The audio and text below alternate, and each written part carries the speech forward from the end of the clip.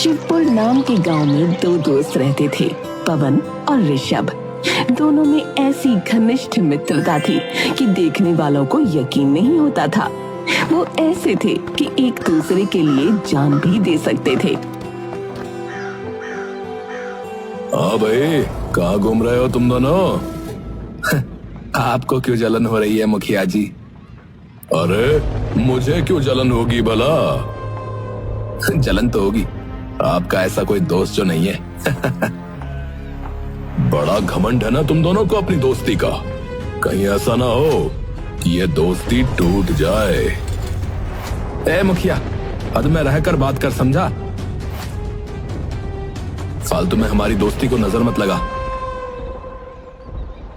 लेकिन नजर तो लग चुकी थी। कुछ समय बाद ऋषभ को शहर जाना पड़ा क्योंकि उसका पूरा परिवार शहर शिफ्ट हो गया था। ऋषभ के गांव छोड़कर जाते समय पवन से इतनी हिम्मत भी नहीं हुई कि वो उसे रेलवे स्टेशन तक छोड़ने जा सके।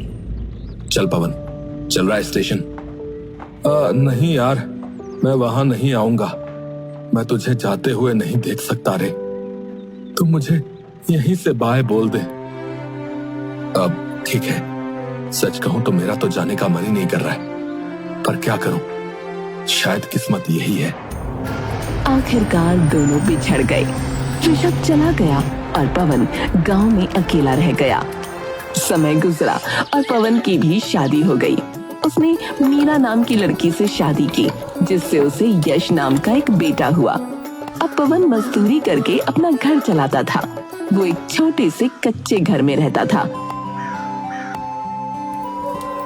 माँ, आज खाने में क्या बना रही हो? आज तो तेरे लिए खास चीज बनी है, आलू की सूखी सब्जी और रोटी। अरे वाह, भोला भंडारी की कृपा से आज तो खूब दावत होगी। हर हर महादेव। अरे भोले के भक्त, अब तक तो तुम्हारी दावत दूध रोटी से ही होती थी रे। और नहीं तो क्या, जब देखो सिर्फ हर हर महादेव। अरे महादेव ने खुद मेहनत का संदेश दिया है, लेकिन कुछ लोग तो बस नारे लगाना जानते हैं, कमाना नहीं। अरे भाग्यवान, तुम ही तो मेरी अर्धांगिनी हो। तो मैं मेहनत ना करूंगा तो कौन करेगा? देखो, आज दिन भर मजदूरी करके थोड़ा ज्यादा कमाऊंगा, फिर शिवरात्रि पर बढ़िया सा प्रसाद चढ़ाएंगे। सच पापा, इस बार तो भोलेनाथ को खूब सारा गुड़ और भांग का प्रसाद चढ़ाएंगे। अरे भोलेनाथ के भगत, इस बार तो पूरे गांव को देखकर जलन हो जाएगी कि गरीब का बेटा भी शिव भक्त है। हाँ, पवन ने जल्दी जल्दी रोटी खत्म की, फिर अपने पुराने गमछे से हाथ पोंछे और मीरा से विदा लेकर घर से निकल पड़ा। रास्ते में धूल भरी पगडंडी पर चलते हुए वो सोच रहा था कि कैसे इस बार शिवरात्रि पर कुछ अच्छा कर सके। तभी सामने से मुखिया जी आते दिखे, जो हमेशा उसे नीचा दिखाने का कोई न कोई बहाना ढूंढते रहते थे।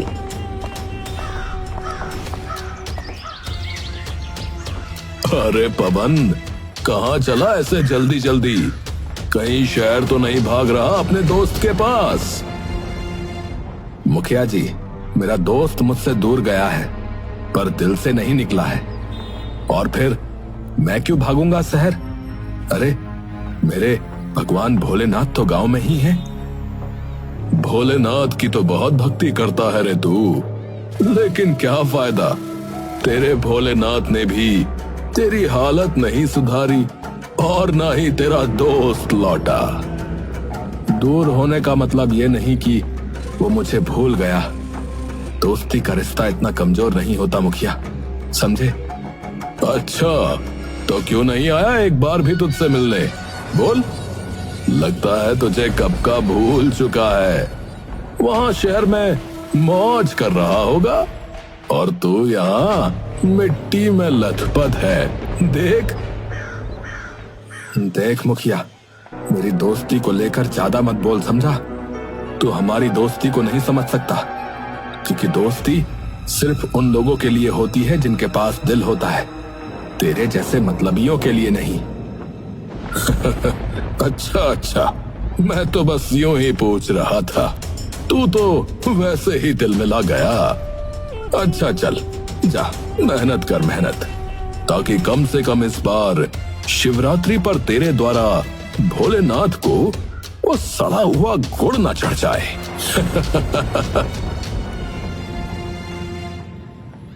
मुखिया की बातें सुनकर पवन का खून खौल उठा, लेकिन उसने खुद को संभाला और बिना जवाब दिए आगे बढ़ गया।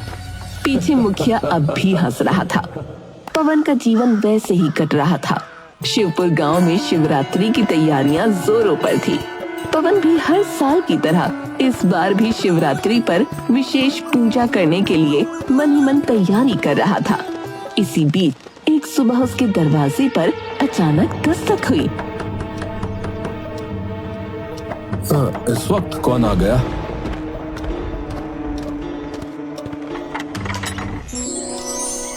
दरवाजा खोलते ही उसकी आंखें फटी की फटी रह गईं। सामने ऋषभ खड़ा था। कुछ पल के लिए पवन को विश्वास ही नहीं हुआ। वो दरवाजा वापस बंद करने लगा। अबे क्या कर रहा है पवन? मुझे अंदर आने को नहीं कहेगा? पवन जैसे किसी सपने से जागा और ऋषभ को गले से लगा लिया। उसकी आंखें खुशी से छलछला उठी। अरे तू सचमुच आ गया? अरे मुझे लगा मैं सपना देख रहा हूँ। सपना नहीं, हकीकत है भाई। बहुत दिन हो गए थे तुझसे मिले हुए। पवन ने उसे अंदर बुलाया और चारपाई पर बैठाया। फिर अपनी पत्नी मीरा और बेटे यश से उसका परिचय करवाया। बहुत सुना है आपके बारे में, आज देख भी लिया। पवन तो दिन रात आपकी बातें करते हैं। हाँ चाचू, पापा कहते हैं कि आप उनके सबसे अच्छे दोस्त हैं। और मैं भी कहता हूँ कि पवन मेरा सबसे अच्छा दोस्त है। परिवार से मिलकर ऋषभ बहुत खुश हुआ, लेकिन पवन के घर की हालत देखकर उसके दिल को गहरा धक्का लगा। अच्छा ये बता, तू क्या कर रहा है आजकल? अरे यार, मैं एक बड़ी कंपनी में ना काम करता हूँ। अच्छी खासी सैलरी है, सब बढ़िया चल रहा है। जय हो भोलेनाथ, मेरा दोस्त तो बड़ा आदमी बन गया। मुझे तुझ पर गर्व है भाई। पवन तो दोस्त की तरक्की की बात सुनकर खुश था, लेकिन ऋषभ का मन भारी हो गया। वो सोचने लगा कि उसका दोस्त इतनी गरीबी में जी रहा है और उसने खुद इतनी ऊंचाइयां छू ली हैं। वो पवन की मदद करना चाहता था, इसलिए उसने अपनी जेब से कुछ पैसे निकाले और पवन की ओर बढ़ाए। देख पवन, दोस्ती में कोई छोटा बड़ा नहीं होता। अब ये पैसे रख ले रे, तेरे काम आएंगे यार। अरे क्या कर रहा है तू? है? मैं कोई भीख नहीं मांग रहा। अरे भाई, ये भीख नहीं है, दोस्त की तरफ से एक मदद है यार। सुन ऋषभ, मैं गरीब जरूर हूँ, लेकिन खुददार भी हूँ। हाँ, मैं अपनी मेहनत से घर चला सकता हूँ, चाहे जितनी मुश्किलें आए। दोस्ती का मतलब पैसे लेना देना नहीं होता, समझा? ऋषभ ने हार मान ली। उसने बताया कि वो सिर्फ एक दिन के लिए आया था और अगली सुबह उसे वापस जाना था। ये सुनकर पवन फिर से भावुक हो गया और उसे गले से लगा लिया। दोनों ने पुरानी यादें ताजा की और फिर सुबह होते ही पवन ने ऋषभ को विदाई दी। वो उदास बैठा था, तभी यश दौड़ता हुआ उसके पास आया। पापा, कल शिवरात्रि है। आपने तो कहा था कि मैं इस बार शिव बारात में छोटा महादेव बनूंगा। अरे भोले के भक्त, तुझे तो सबसे शानदार महादेव बनना है। तो अब से तेरा अभ्यास शुरू। आ, तुझे महादेव की तरह बैठना और उनका आशीर्वाद देने का सही तरीका सिखाऊं। मीरा उसे शिवजी के रूप में बैठने और त्रिशूल पकड़ने की मुद्रा सिखाने लगी। पवन भी इस खुशी में शामिल हो गया। अगले दिन पूरा गांव शिवरात्रि की पूजा में मग्न था। पवन, मीरा और यश ने भी मंदिर जाकर जलाभिषेक किया। फिर शिव बारात निकलने का समय आ गया। यश महादेव के रूप में सजा धजा तैयार था और गांव के लोग उसे देखकर खुश हो रहे थे। वो नंदी पर सवार होकर बारात में शामिल हुआ। सड़कों पर ढोल नगाड़े बज रहे थे। चारों ओर हर हर महादेव के जयकारे गूंज रहे थे।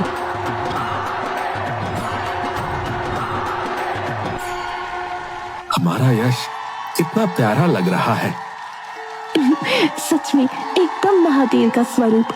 बारात धूमधाम से निकली और सकुशल संपन्न हो गई। लेकिन जब यश लौटा तो उसके हाथ में कई उपहार और काफी सारे पैसे थे। ये कहाँ से आए बेटा? पापा, ये तो मुझे शिव बारात में महादेव बनने के लिए उपहार में मिले हैं।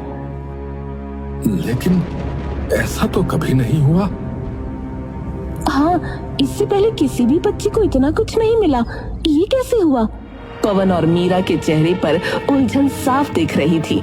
मीरा ने धीरे से पूछा, यश, हमें सच सच बताओ, तुम्हें ये पैसे किसने दिए?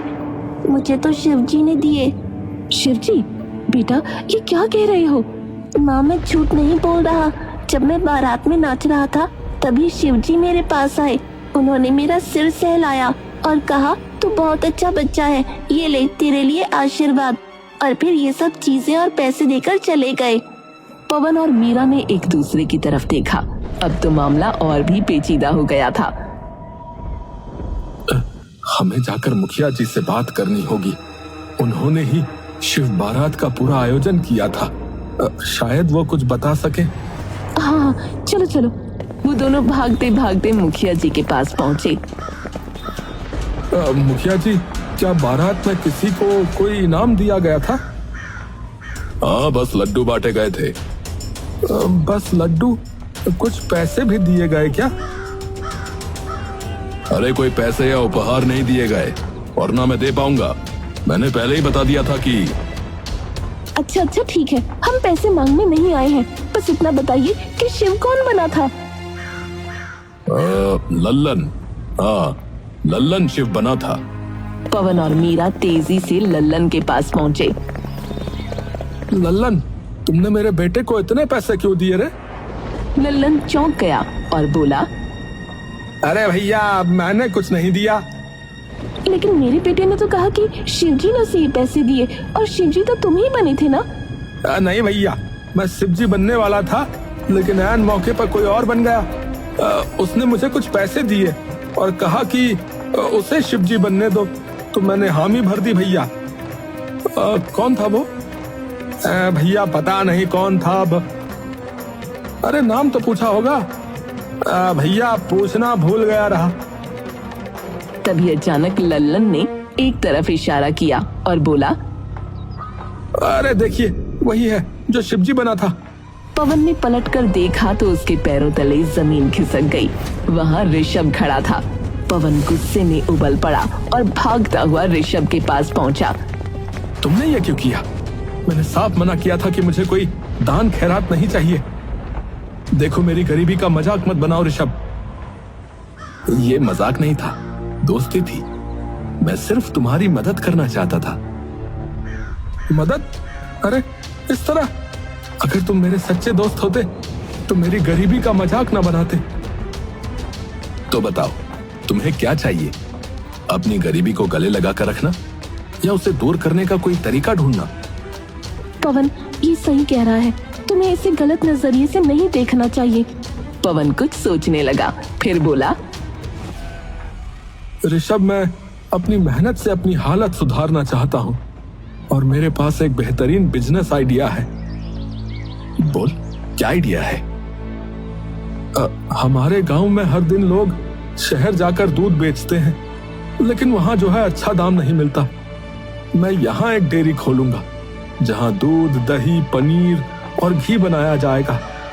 गांव वालों को शहर नहीं जाना पड़ेगा और हम सीधा ग्राहकों तक ताजा सामान पहुंचाएंगे। अरे वाह, ये तो शानदार आइडिया है, लेकिन इसे शुरू करने के लिए पैसे चाहिए होंगे और तुम तो मेरी मदद लोगे नहीं। पवन ने सिर झुका लिया। ठीक है, तुम भीख नहीं लोगे, लेकिन क्या कर्ज लोगे? कर्ज?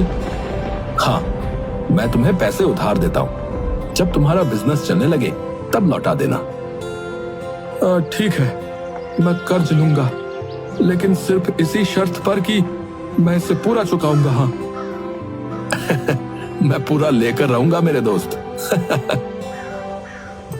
पवन ने ऋषभ से पैसे लिए और डेयरी खोलने की तैयारियों में जुट गया। गांव के कई लोग उसके साथ आ गए। देखते ही देखते उसकी डेयरी मशहूर हो गई। कुछ महीनों बाद पवन ने ऋषभ को पैसे वापस करने के लिए फोन लगाया। तुम्हारी वजह से मेरा काम बहुत चल गया यार, बहुत बहुत धन्यवाद। अब जो है अपने पैसे वापस ले लो यार। मेरे पैसे? पर तुमने पैसे लिए ही कहाँ थे? उसके बाद मैं तो चला गया था। अरे तुम भूल गए क्या? तुम शिवजी बने थे यार, और तुमने मेरे बेटे को पैसे दिए थे। और फिर अरे यार तुम्हें कोई गलतफहमी हुई है, मैं उसी दिन लौट गया था। अच्छा मैं बाद में बात करता हूँ, अभी बिजी हूँ। जी कहकर ऋषभ ने फोन रख दिया और पवन चौंक गया कि आखिर वो शिवजी बना इंसान था कौन। तभी एक आकाशवाणी हुई। वो स्वयं हम थे पवन। तुम्हारी भक्ति से प्रसन्न होकर हम तुम्हारी सहायता के लिए आए थे। सदा प्रसन्न रहो वत्स। ये सुनकर पवन जमीन पर गिर पड़ा और रोने लगा। तभी उसकी पत्नी मीरा वहाँ भागती हुई आई और पूछने लगी कि क्या हुआ। पवन बस रोते रोते एक ही बात बोल रहा था।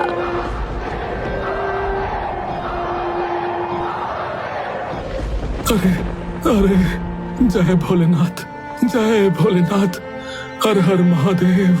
स्वयं भोलेनाथ ने मेरी सहायता की है। अरे अरे स्वयं भोलेनाथ ने मेरी सहायता की है। स्वयं भोलेनाथ ने मेरी सहायता की है।